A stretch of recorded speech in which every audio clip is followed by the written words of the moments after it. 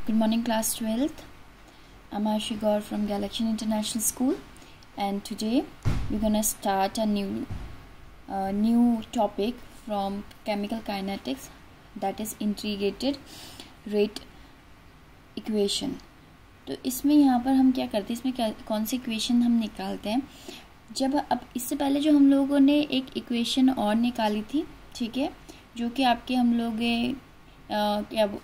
इस चीज़ पे निकाली थी कि वो कितना इंस्टेंटेनियस है, मतलब कि जो भी हम लोगों ने कोई भी रिएक्शन निकाली थी वो डिफरेंशियल के वे में निकाली थी कि जब हम किसी चीज़ को डिफरेंशिएट करके क्या कर रहे थे, हम लोग उसका एक इंस्टेंटेनियस रिएक्शन निकाल रहे थे। लेकिन क्या होता है कि प्रैक्टिकली जब हम देखते हैं तो इंस्टेंटेनियस ना देख के हम क्या देखते हैं, ओवरऑल रेट देखते हैं किसी भी चीज़ का, ठीक है। तो यहाँ पर क्या है कि जो इंटीग्रेटेड जब हम रेट ऑफ इक्वेशन निकालते हैं तो वो क्या होता है, डिफरेंशियल रेट इक्वेशन जो होता है to a given relation between direct measure experimental data, मतलब कि हम एक डायरेक्ट मेजर एक्सपेरिमेंटल डाटा के बेस में निकालते हैं different time of rate constant, ठीक है, एंड रेट कांस्टेंट, मतलब कि हम क्या करते हैं, कॉन्सेंट्रेशन को देखते हैं डिफरेंट टाइम्स में और डिफरेंट और कोई भी रेट कांस्टेंट के बीच, ठीक है। इसके बाद हमारा नेक्स्ट टॉपिक आता है half life of a reaction, कि कोई भी रिएक्शन आपकी हो रही है, जैसे कि ए, ठीक है, पहले ए से बी बन रहा है, देन बी से सी बन रहा है, एंड देन जो प्रोडक्ट है, मतलब कि ये टाइमिंग है आपके, और लास्ट में सी बन जा रहा है, ठीक है, द प्रोडक्ट इज सी, और रिएक्टेंट की स्टेजेस आ रही हैं ए बी सी, ठीक है। तो क्या हो रहा है कि ये जो आपका ए से सी बनने जितना भी था आपका मेटल, ठीक है, मैं बोलूँ कि 10 ग्राम था, ठीक है, देन इसके बाद आपका रिएक्शन एक स्टेज पे ऐसा भी आएगा जब वो क्या हो जाएगा, 5 ग्राम हो जाएगा, 10 से 5 हो जाएगा, ठीक है। तो आपने इसमें क्या चीज़ नोटिस करोगे कि जब वो रिएक्शन बिल्कुल हाफ में पहुंच जाएगी, ठीक है, मतलब कि हाफ पॉइंट पे पहुंच जाएगी उसके, हम उसको क्या बोलते हैं, half life of the reaction, कि अगर वो 10 ग्राम था और वो 5 तक पहुँच चुकी है रिएक्शन, तो हम उसको half life of the reaction बोलेंगे। तो इसमें क्या लिखा रहता है, time in which the concentration of a reactant is reduced to 1/2 its initial concentration, अपने कंसंट्रेशन की वो घटकर कितनी हो चुकी है, 1/2 हो चुकी है, मतलब कि 10 से वो कितनी हो चुकी है, 5 हो चुकी है।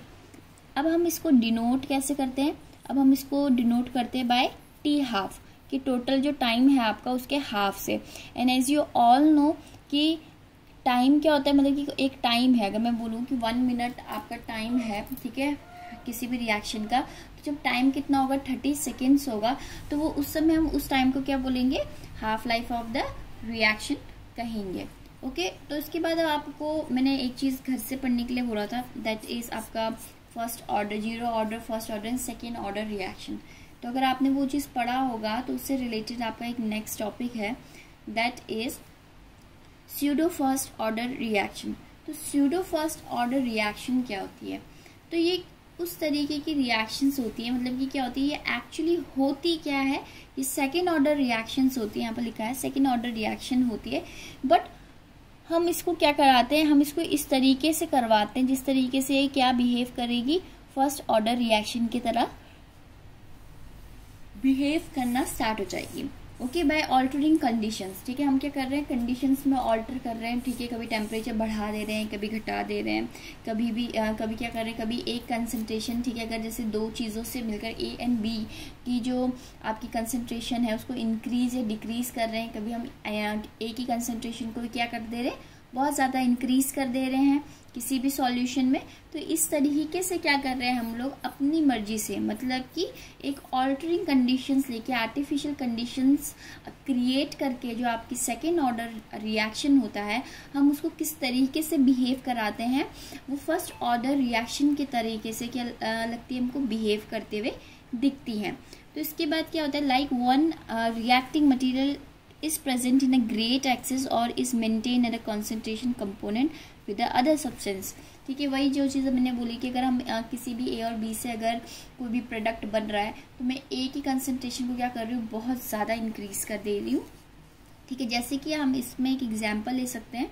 और वो एग्जाम्पल मतलब कि 2 एग्जाम्पल मैंने यहाँ पर आपको डिस्कस करवाए हैं, ठीक है। फर्स्ट है आपका हाइड्रोलिसिस ऑफ इथाइल एसीटेट, और सेकेंड क्या है आपका इन्वर्जन ऑफ कंसंट्रेटेड शुगर, ठीक है, तो हम कॉन्सेंट्रेटेड जो आपका केन शुगर, ठीक है, केन शुगर जो आपका होता है उसका हम क्या करा रहे हैं, इन्वर्जन करा रहे हैं, उसको हम इन्वर्स करा रहे हैं। तो उससे भी क्या होता है आपका मतलब कि अगर हम इन दोनों रिएक्शंस को करवाएंगे, ठीक है, उसकी कंडीशन ऑल्टर करेंगे, तो what we find that they will behave like a first order reaction but actually they are second order reaction. Okay,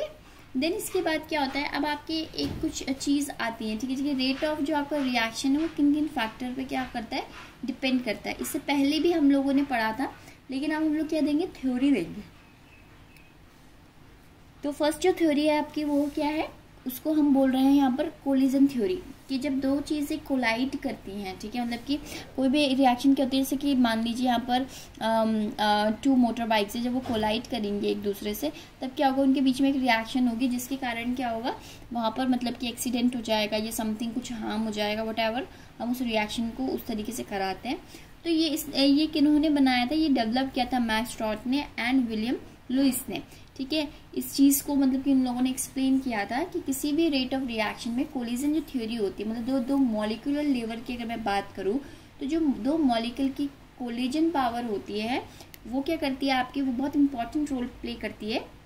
जैसे कि यहाँ पे क्या, number of collision per second per volume of the reaction mixture is known as collision frequency, जिसको हम denote करते हैं Z से, कि किस हिसाब से, किस फ्रीक्वेंसी से आपकी दो जो कार है वो आपस में टकरा रही हैं, उनको हम क्या बोलते हैं, आपकी कोलिजन मतलब कि कोलिजन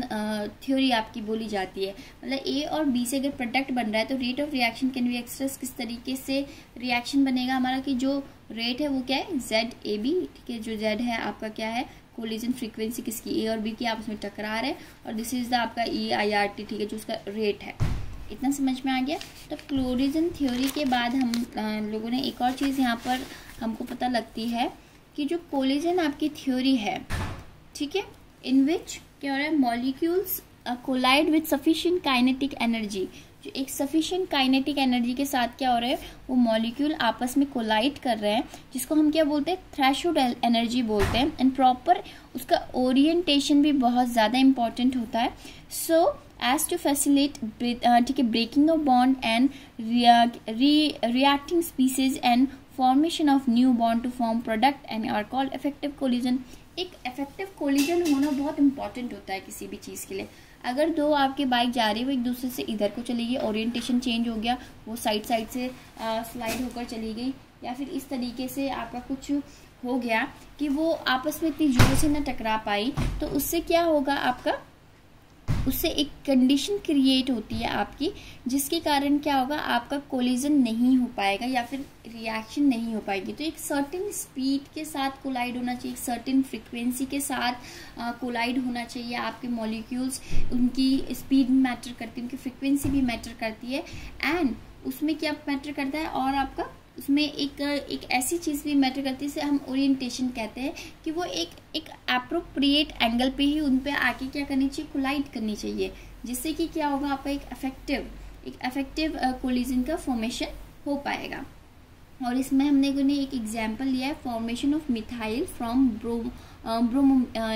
ब्रोमोमीथेन, ठीक है, तो इथेन। तो इसमें क्या बोला गया है, इसमें यही बोला गया है कि ज़रूरी नहीं है कि जस्ट नॉर्मल कोलिजन के साथ ही आपके बॉन्ड बन सकते हैं या बॉन्ड टूट सकते हैं। बॉन्ड बनने के लिए या बॉन्ड टूटने के लिए एक आपको बहुत इफेक्टिव कोलिजन की ज़रूरत होगी, एक बिल्कुल राइट करेक्ट पोजीशन में हो रहा, करेक्ट स्पीड फ्रीक्वेंसी के साथ हो रहे कोलिजन की भी ज़रूरत होगी। तो एक्टिवेशन ऑफ एनर्जी क्या होती है, एक तो हमने देख लिया कि कोलिजन होना चाहिए, चलो चाहिए किसी भी आपके रिएक्शन को इनिशिएट कराने के लिए। एक होता है आपका एक्टिवेशन एनर्जी, जिसको हम ये बोल सकते हैं कि एक्टिवेशन जो एनर्जी है वो क्या होती है, वो मिनिमम एनर्जी है किसी भी रिएक्शन को करवाने के लिए, जो हम मिनिमम एनर्जी प्रोवाइड करते हैं। ध्यान में रहे, हम जो एक्टिवेशन एनर्जी उसको हम प्रोवाइड कर रहे हैं, ठीक है, this is not happening by itself, it's not natural, ठीक है, we are initiating a reaction, ठीक है, तो उससे हम क्या कर रहे हैं, एक्टिवेशन एनर्जी प्रोवाइड कर रहे हैं किसी भी रिएक्शन को।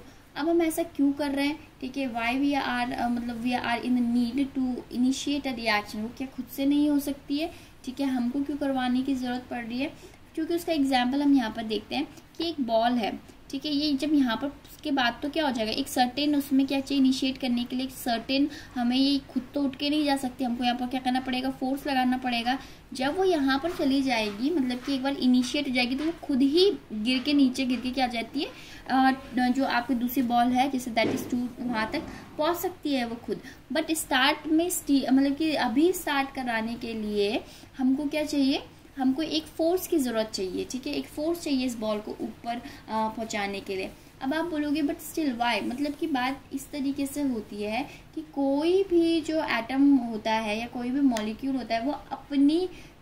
जब अपनी रेस्ट फॉर्म में होता है तो भले उसमें एनर्जी कम हो, बट उसमें क्या होता है आपका, मतलब कि एनर्जी तो कम होगी लेकिन वो क्या होगा, स्टेबल होगा। जैसे कि एक बच्चा होता है, ठीक है, वो भागता फिरता रहेगा, इधर से उधर से गिरने के चांसेस ज़्यादा है, वो ज़्यादा अनस्टेबल है। अगर कोई बैठा रहेगा, भले उसमें कम मतलब उसमें एनर्जी की कमी है, बट स्टिल वो अपने उसमें क्या होगा, अपने फॉर्म में वो आपका स्टेबल होगा। तो हम इसको क्या बोलते हैं, एक्टिवेशन एनर्जी बोलते हैं। देन इसकी बात आता है catalyst dependence of rate constant. Catalyst क्या होते हैं, कैटलिस्ट उस तरीके के सब्सटेंस होते हैं जो किसी भी रिएक्शन के रेट को क्या करते हैं, आपके इनिशिएट करते हैं, इंक्रीज कर देते हैं रिएक्शन के रेट को। लेकिन वो क्या करते हैं, बाय अपने आप में वो कोई भी चीज़, मतलब अपने ऊपर कोई इफेक्ट नहीं आने देते, एंड वो क्या कर देते हैं, आपके रिएक्शन के रेट को इंक्रीज कर देते हैं। जैसे कि मैंने यहाँ पर एग्जांपल दिया, किसी भी रिएक्शन को इनिशिएट करके जो MnO2 है उसने क्या किया है, उसने अब एज अ कैटलिस्ट बिहेव किया है। तो कैटलिस्ट क्या करता है, आपका एक्टिवेशन एनर्जी को इंक्रीज, मतलब कि जब एक्टिवेशन एनर्जी को ये जो रिड्यूस हो रहा है, ठीक है, वो क्या करेगा, जो ये जो आर्क जो आपको दिख रहा है जिसमें से प्रॉब्लम हो रही है, उसको ही क्या कर देगा, इसको ही स्लो डाउन कर देगा, उसको जो है उसको बहुत ही मतलब कि आपका यूनिफॉर्म ले आएगा, जिसके कारण वो रिएक्शन क्या हो जाएगी, खुद से ही होने लग जाएगी। तो this is it for today and I hope that we are done with this chapter. अब आपके कुछ, मैंने आपको कुछ first order reaction and second order reactions का होमवर्क दिया था, and I hope that you are doing that. Thank you so much, class.